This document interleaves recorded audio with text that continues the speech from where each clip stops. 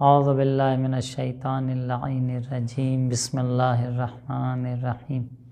ارشاد رب العزت ہو رہا ہے کہ یا ایھا النبی انا ارسلناک شاہدا ومبشرا ونذیرا وداعیا الی اللہ باذنہ وسراجا منیرا۔ اس ایک آیت میں پیغمبر گرامی اسلام کے مختلف صفات کا ذکر ہو رہا ہے کہ اے نبی، ہم نے آپ کو شاہد گواہ بنا کر بھیجا، مبشر بشارت دینے والا بنا کر بھیجا، جنت کی بشارت، اچھے جزا کی بشارت، ونذیرا عذاب سے ڈرانے والا بنا کر بھیجا، وداعیا الی اللہ باذنہ اور اللہ کے حکم سے خدا کی طرف دعوت کرنے والا بنا کر بھیجا۔ کیونکہ بہت سے لوگ ہیں جو دعوت تو کرتے ہیں، بلاتے بھی ہیں، لیکن حکم پروردگار سے نہیں بلکہ اپنی مرضی کے مطابق لوگوں کو دعوت کرتے ہیں اور لوگوں کو اپنی طرف بلاتے ہیں۔ نہیں، اللہ کی مرضی اور اللہ کی اجازت اور اس کے اذن سے بلانا بہت اہمیت رکھتا ہے۔ وَسِرَاجًا مُنِيرًا، میرے حبیب، ہم نے آپ کو سراج منیر بنا کر بھیجا ہے، چراغ روشن، ایک ایسا چراغ کہ جو دوسروں کے لیے مشعل راہ بنے اور ہدایت کا ذریعہ بن جائے۔ پیغمبر گرامی اسلام کی صفات اس سے کہیں زیادہ ہیں کہ ہم اسے شمار کر سکیں یا اس پہ ہم گفتگو اور تبصرہ کر سکیں۔ آپ کی صفات میں ایک اہم صفت یہ بھی ہے کہ آپ طبیب دوار کہلائے، ایک ایسا طبیب جو مریض کے پاس خود جاتا ہو۔ آپ نے دنیا میں دیکھا ہے کہ جب کوئی شخص بیمار ہوتا ہے اور جسم اس کا کسی بیماری میں مبتلا ہوتا ہے تو وہ طبیب اور ڈاکٹر کے پاس خود جاتا ہے، چہ بسا وقت لینا پڑے، چہ بسا انتظار کرنا پڑے، تاکہ وہ ڈاکٹر اس کا معالجہ کرے، اس کا علاج کرے۔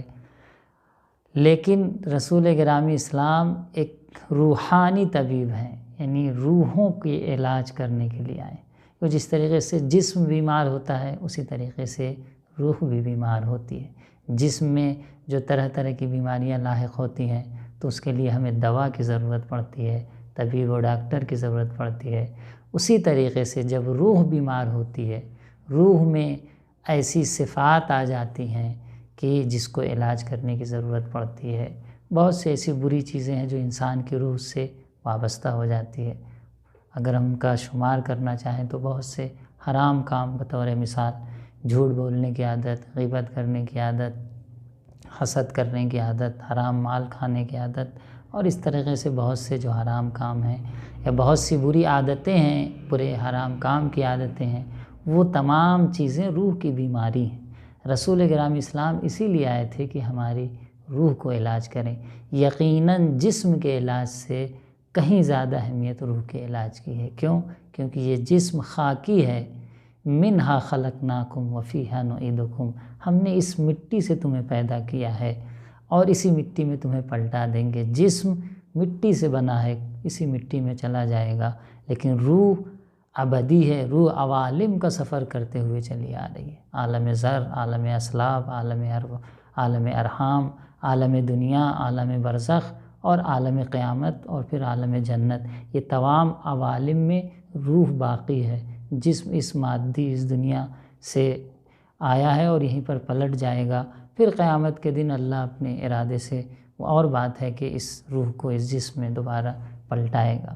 لیکن اس جسم کا جہاں تک تعلق ہے ایک مادی تعلق ہے، خاکی تعلق ہے، اور روح کی جو بقا ہے وہ ہمیشہ کے لیے ہے۔ تو روح کا علاج اور روح کی بیماریوں کے لیے علاج تلاش کرنا جسم کی بیماریوں کے علاج سے کہیں زیادہ ہے۔ رسول گرامی اسلام کی ذات طبیب دوار ہے۔ آئیے اس طبیب دوار سے، جس نے ہماری روح کے علاج کے لیے تمام تر کوششیں کی اور قوم کی ہدایت کے لیے تمام تر سختیوں کو برداشت کیا، یہاں تک کہ ملتا ہے کہ جنگ احد میں جب آپ کی پیشانی مبارک پر پتھر لگا ہے تو اگر کوئی اور ہوتا تو بد دعا کر دیتا، لیکن رسول گرامی اسلام جو رحمت للعالمین بن کر آئے تھے کائنات کے لیے، کیا جملہ کہتے ہیں؟